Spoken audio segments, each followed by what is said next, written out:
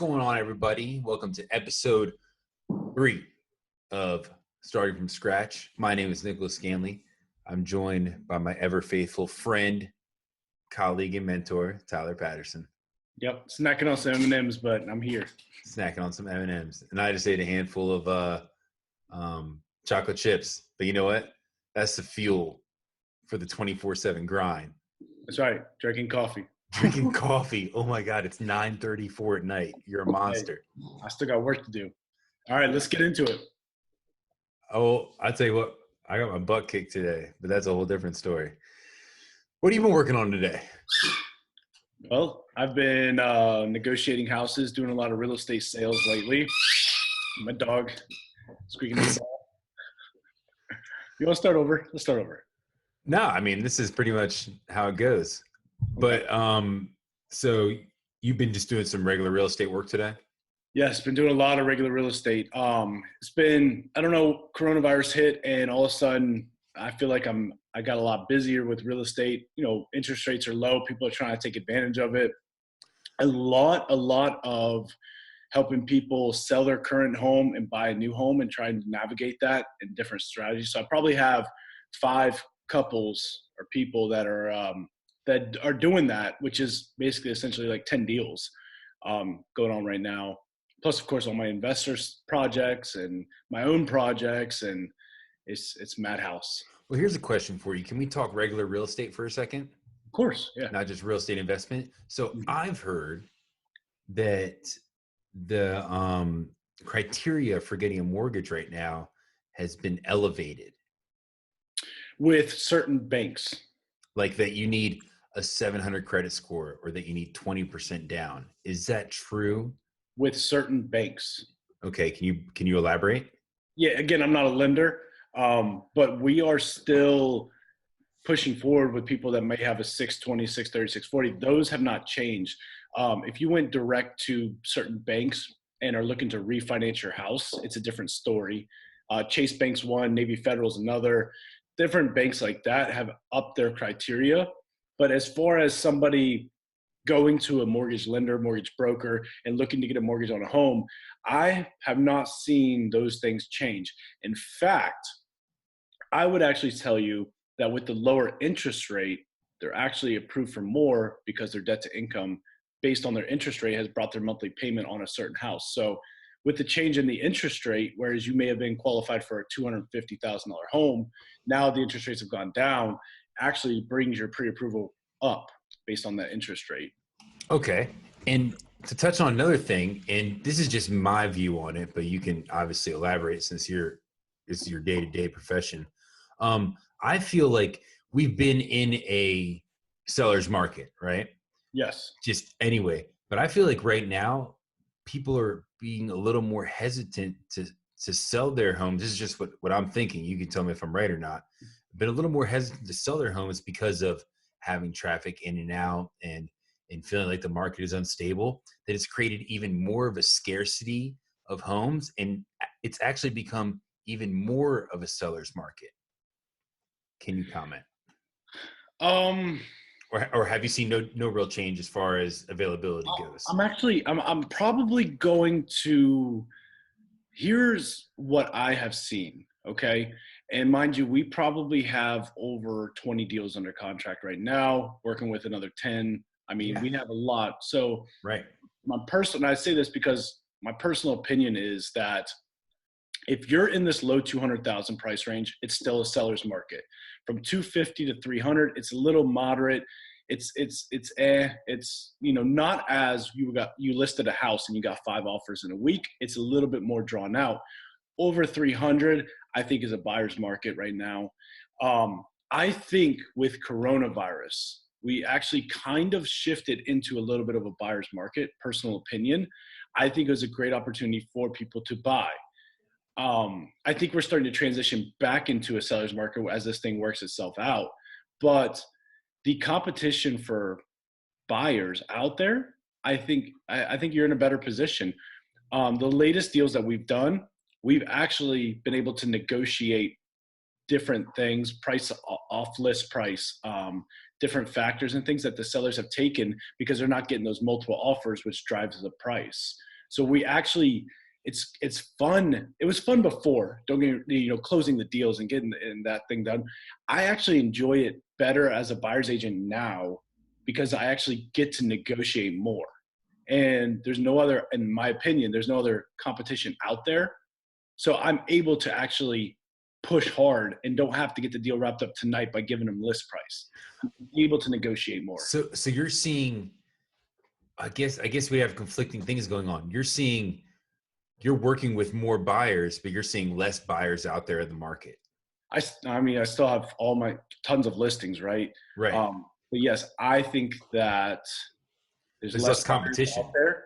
And I think that we are in the middle of a seller's and buyer's market. I wouldn't classify it right now as a buyer's or a seller's market. Pretty even. I would say it's pretty even. I think it's a better opportunity now for buyers. We're able to, it's certain things like a deal we're doing down in Milford, right?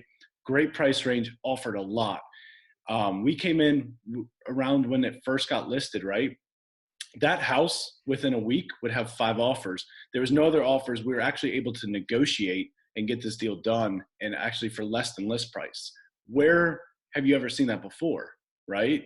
Right. It doesn't happen.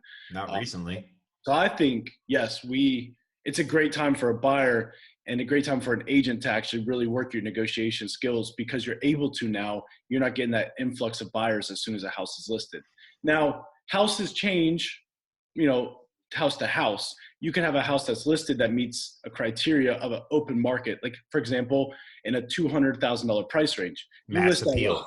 You list that right now, you're getting 5 offers. Right. You list a house for $275,000, you actually bring a buyer to that, you have room to negotiate because there's not so many buyers there. Mm-hmm. Interesting. And so you say you're dealing with a lot of new construction right now? I do a lot of new construction too. Yeah, I have 2 developments. And to point on that, okay? Yeah, go ahead. My townhome development, which starts in the low 200s, we're selling like hotcakes. We just sold out our next 5-pack. The single family home development, which is in the upper 2s, we haven't sold a house yet. Mm-hmm. So that goes to show you kind of where we're sitting. That's why for me as an investor, I'm staying away from the houses that on the in sale are $300,000. I don't want to flip those houses because it's tougher to sell them. I think the houses that I'm buying right now have that resale value of between 200 and 240. And I think it's prime market, and it always will be a prime market. So those are the houses I'm buying as an investor and staying around that price range. Okay. So let's talk about how do you find the deals for the houses that you're picking up as an investor? So how do I find these houses? Yeah, one's to flip, one's to turn into rentals. How do these opportunities present themselves? Is it all on the MLS, or how do you kind of go about acquiring these properties? It's a mix of different things.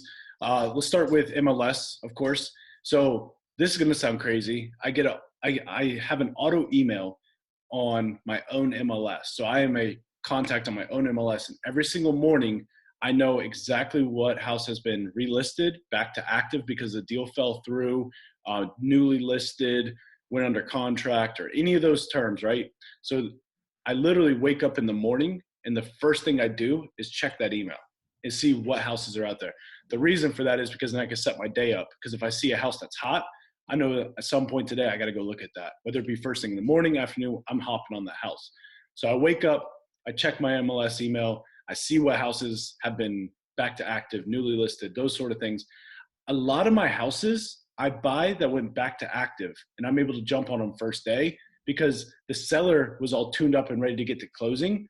The deal fell through. So now you can come in and really work them on the deal because they want to get rid of it. They're all ready to sell. They're ready to take the next thing moving. Yeah. So back to actives are great for me and my investors. Uh-huh. Yo, side note real quick. Yeah. I still get the auto emails from when we were looking for Ash and I to get a house. Yeah. And I love getting them because every time I open it, I'm like, yeah, I got super lucky getting my house. Yeah, I look at all the things that are available, like under the criteria and the price range I was looking for. And every time I open them, I'm like, yeah, we got the right one. Yeah, well, you can see what your house compares to with everything else out there. Yeah, man. Shoo, got lucky. You got a All right, great. keep going, keep going. Back to actives are good. Yeah, so that's how I Giving do out my. some secrets today. I know this is Woo, my strategy. buddy. Hey, but most people aren't going to wake up in the morning and check it. But Hey, so you can read a book about how to be a day trader. Doesn't mean you're going to go out and start making profitable day trades. exactly. So Just that's saying. part of my MLS. The other part of my MLS is every day I check new listings just to make sure I didn't miss anything. So I'll go back and see all houses that were listed in my county or state that day. So I know. So that's MLS. Two is word of mouth. And this is a big one for me. I've actually picked up houses where people know me as the investor, right? Right. So they'll just reach out to me on Facebook. They'll reach out to me on text or whatever. And they'll just say, hey, I just want to sell my house. Can you come by and take a look at it? Done a couple deals. I wouldn't say a lot. I've done a couple deals that way where they just reach out to me on Facebook. They don't want to list it. They don't want people walking through. Just, hey, can you just come by my house, basically? Right. Third way, obviously off market wholesaling. My wholesalers feed me properties. You're familiar with that. Mm-hmm. Been able to do a lot of business that way. So just the off market deals that the We Buy Houses or those sort of things, they bring a lot of deals with profitable deals. Now, wholesaling. What is wholesaling? It's a term that I don't think many people are familiar with. So that is concept. Yeah, so it's where you have a distressed property, somebody reaches out to that person, makes them an offer on their house, gets it under contract, and then assigns that contract to an investor for a higher price, and they make the difference. So, for example, you want to sell your house, you're distressed, you don't want people walking through it, you don't want to list it for whatever, you inherited it, or it's trashed and you want out of it, right? So I come in, offer you $100,000 for your property. You say okay, and then you turn around and sell it to the next guy for $110,000. Why is there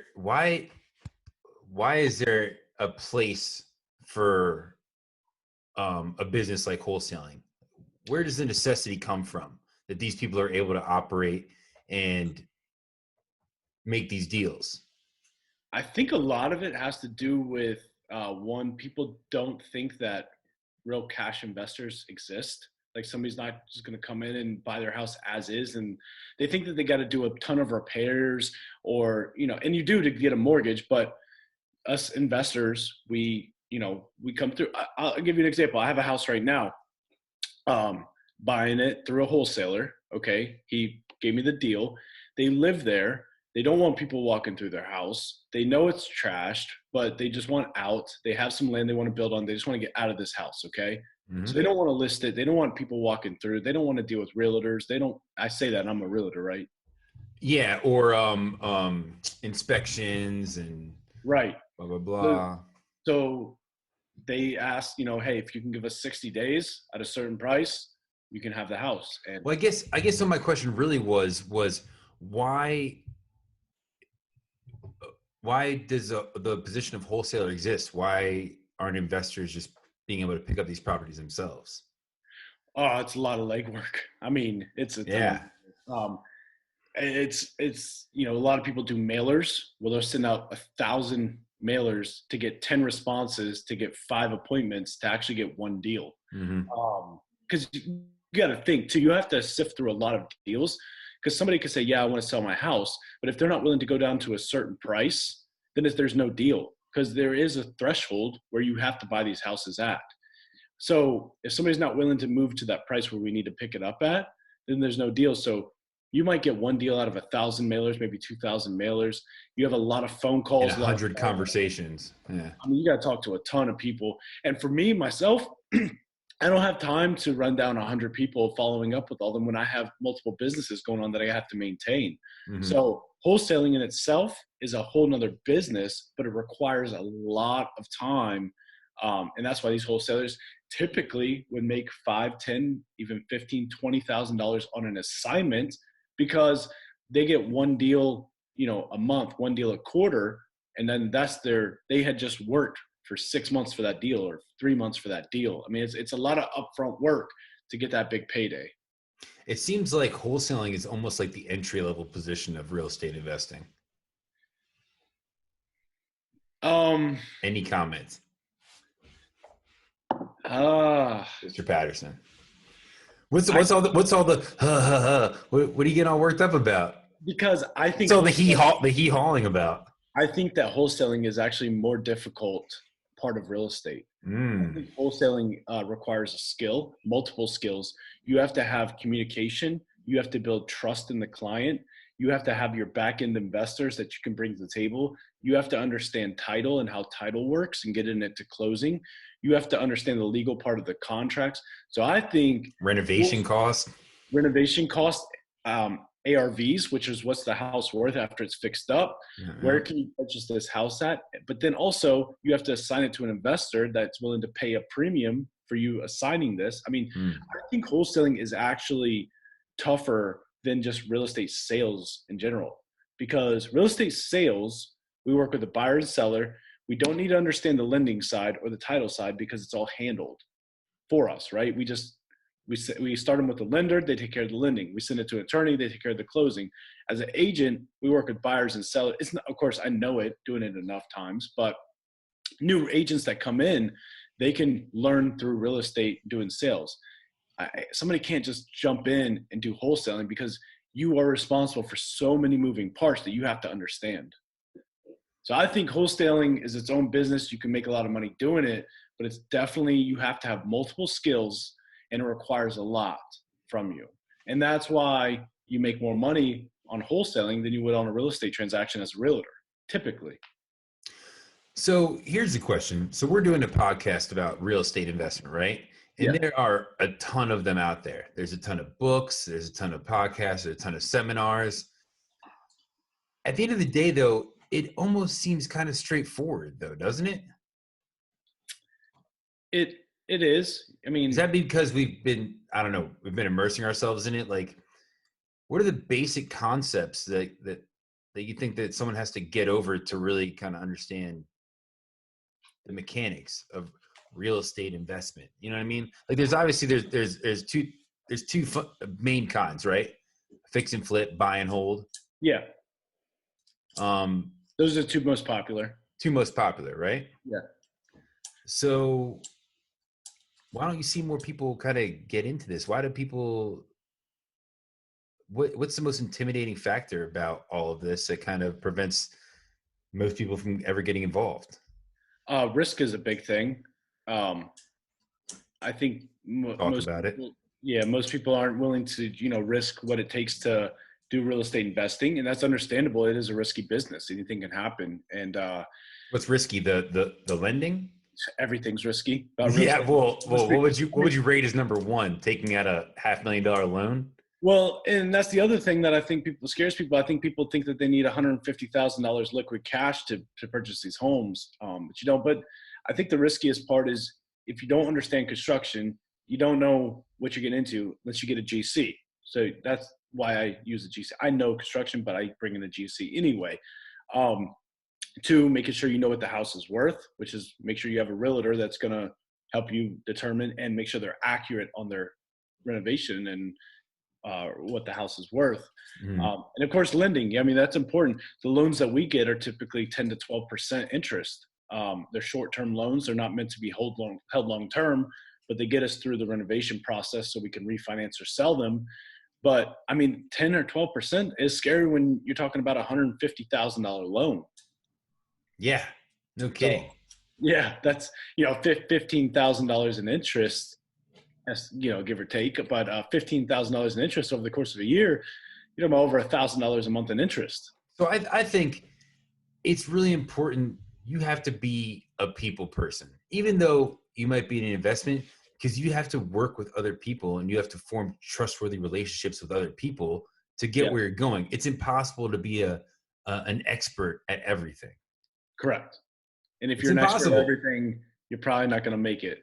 You're not going to make it because guess what? It's impossible. Yeah, you're just not. I mean, you're always learning something. You're always, continuing. And Yeah, I'm a firm believer in letting people do their jobs, right? So if I have an accountant, I don't try to figure out my taxes. I give him everything and say, this is what you do. My GC, I guide him on what I'm looking for. I let him do his job, right? Um, so I'm a firm believer in letting people do their jobs. So if you got to find the people that you can trust to make sure that you're successful for the most part, there's still risk, but you got to have quality people that you vibe with, that you get along with, that you can trust, that you can run with and do this thing. Because you do have to be a people person, because let's be honest, if you're a jerk, nobody's going to want to work with you. And then everybody can just leave your job site high and dry, halfway done. And what are you going to do? No one's gonna care if you succeed or not. When you Yeah, have other people that want to see you succeed, you're gonna have way better chance of doing well, because absolutely. people will have your best interest at heart and will do their best for you in that case. I agree with you. Um, You know that in the landscaping business, you rely on your people a lot. oh, 100%. It's the most valuable asset that you have in any business is your relationships. Yeah, and if people didn't care about the lawn barber's success, they could just go tear up yards and not care. Yeah, absolutely. And it helps when they're personally tied to it. Yeah, Um, and I think that's kind of the purpose of what we're doing here.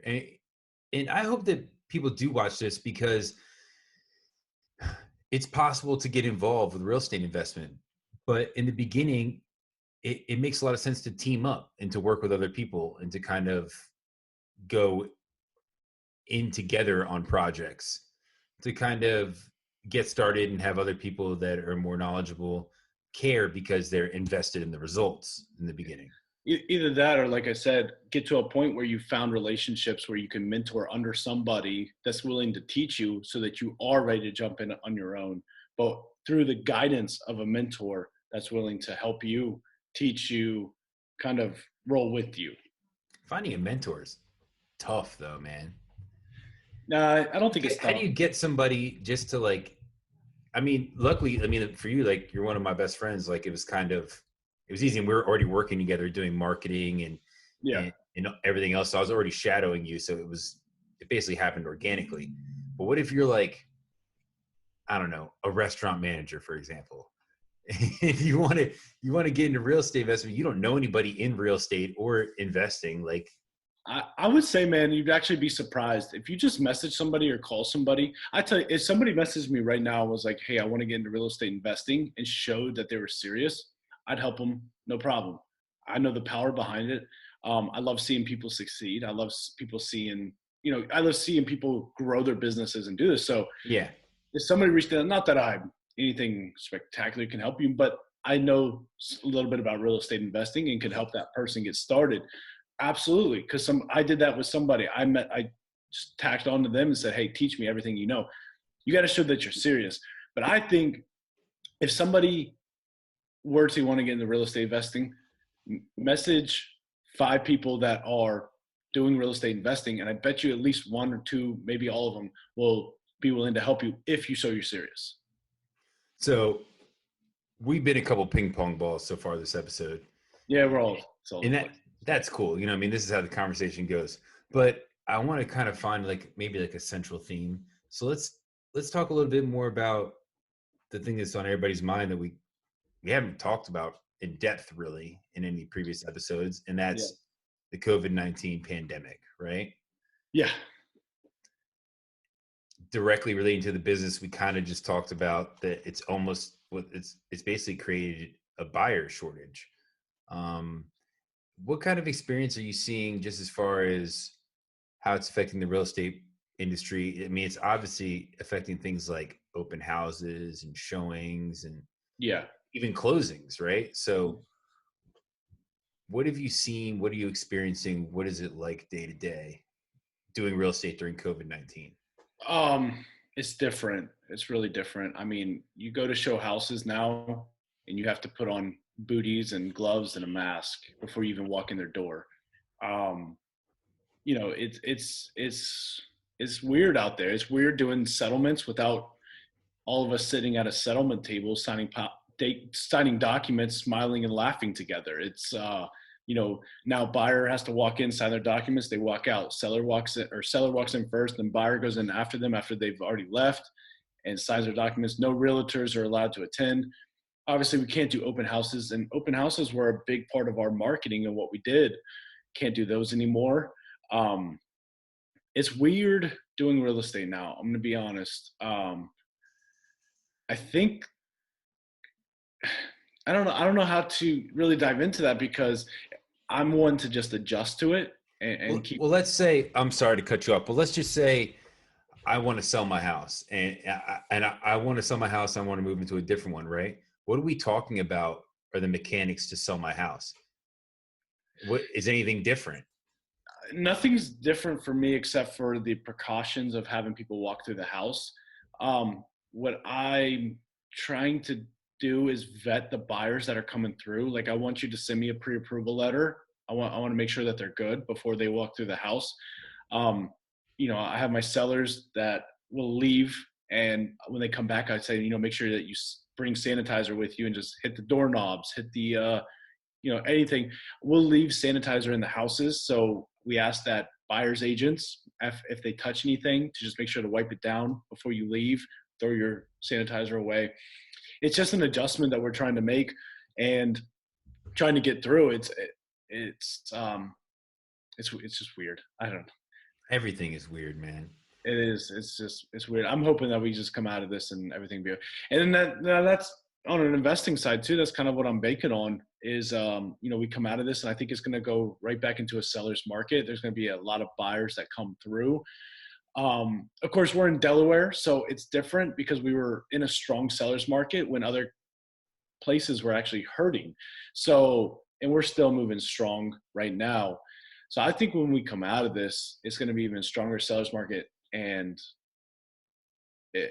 I'm kind of banking on it. I'm buying a lot of houses thinking that I'm going to be able to sell them for a higher price a year from now.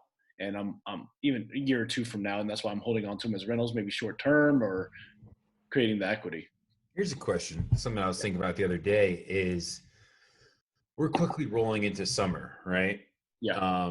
And we live in basically, I would call it like a beach state, right? State. Yeah. We have a good beach. A lot of people go down to Dewey Beach or Rehoboth Beach, and it's a huge time for rentals down at the beach, right?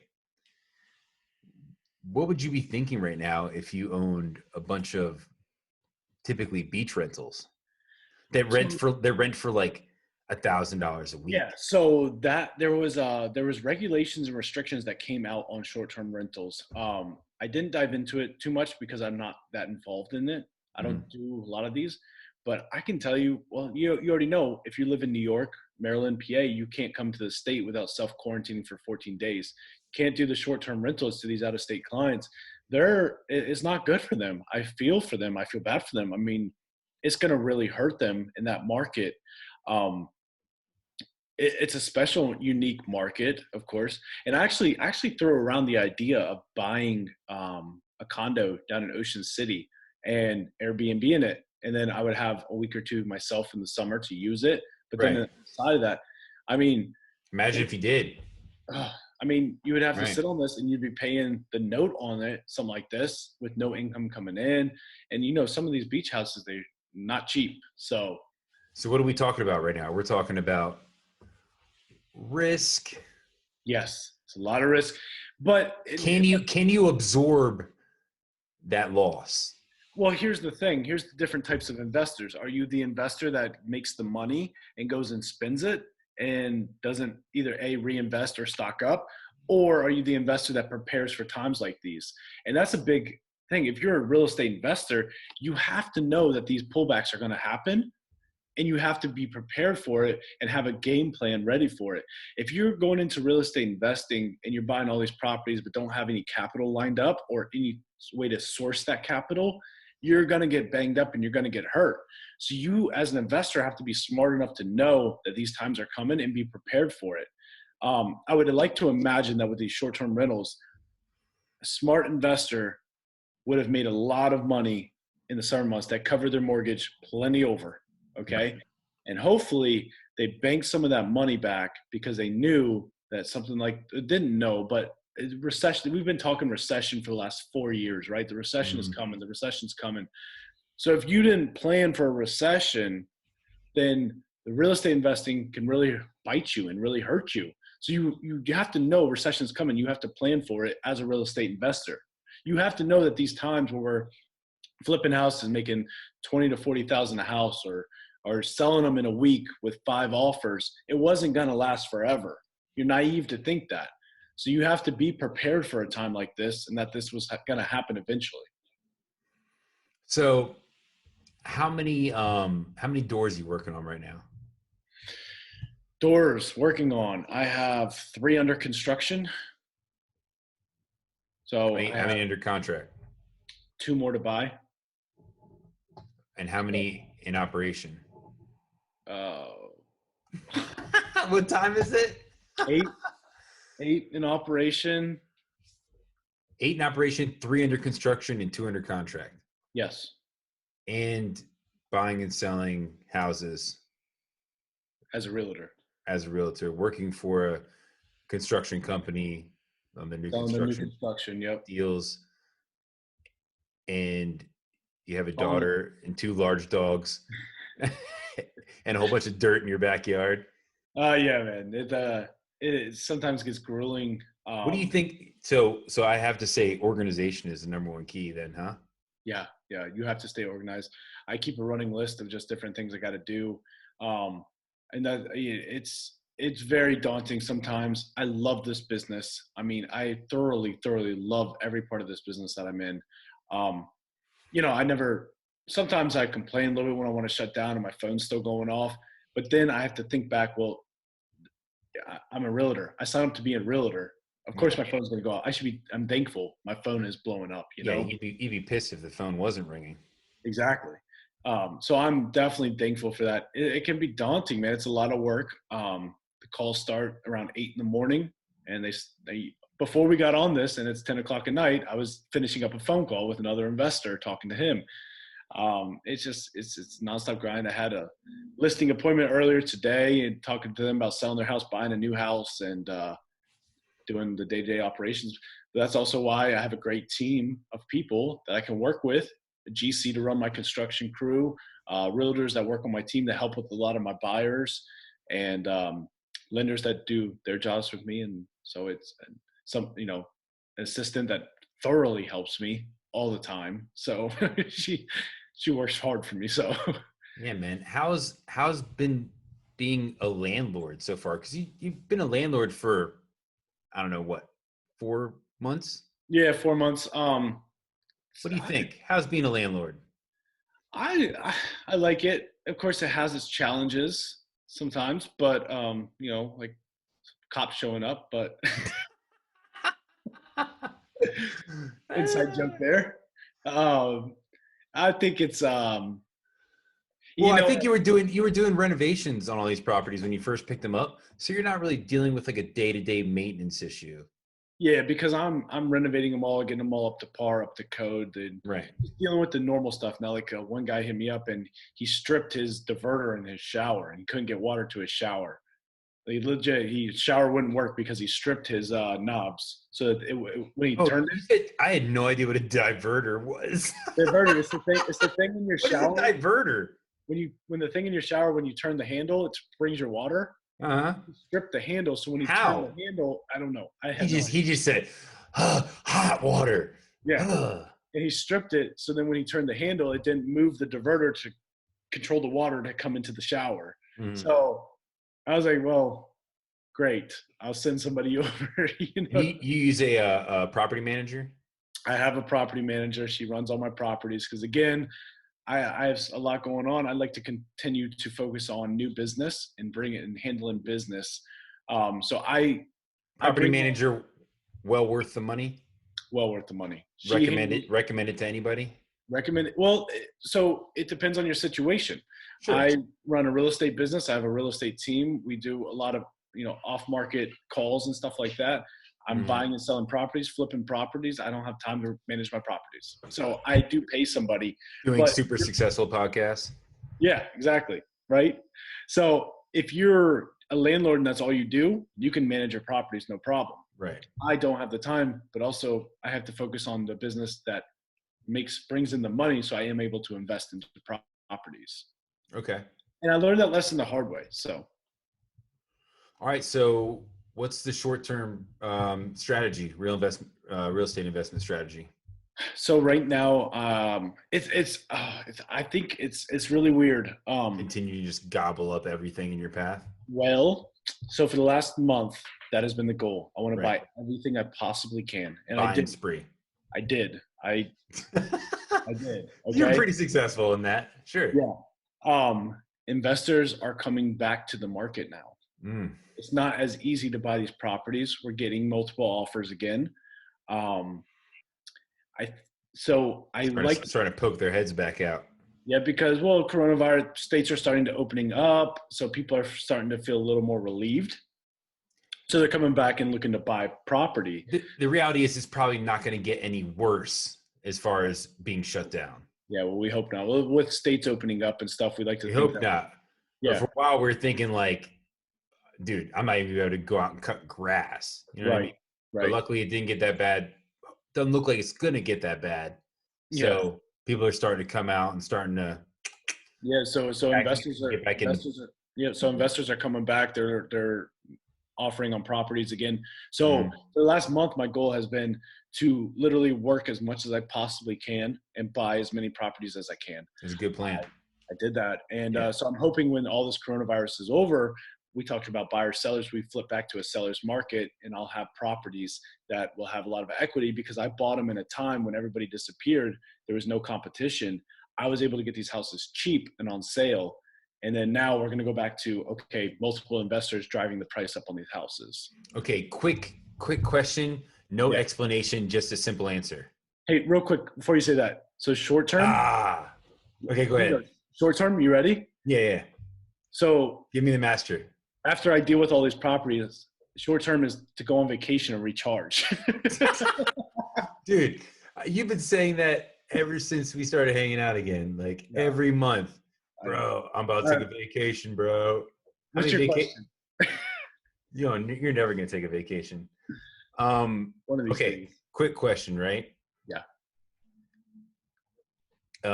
Refinance and hold equity or cash out refi? No explanation. Simple answer. Okay. Pick one or the other. If you buy them right, I don't do cash out. This is a total explanation right now. I don't do Do I cash out refi or do I refinance and hold the equity? Refinance and hold the equity. It depends on who you buy. I refinance and hold the equity. I get a lower interest rate and I can hold a 15, 20-year note. Bam. That's it. Simple answer for a simple man for a simple time. Yep. And if you go over your budget, you got more into it, just sell it. Sell it. That's what I run with. If I put I put a little, I don't know. It's always different house to house, but.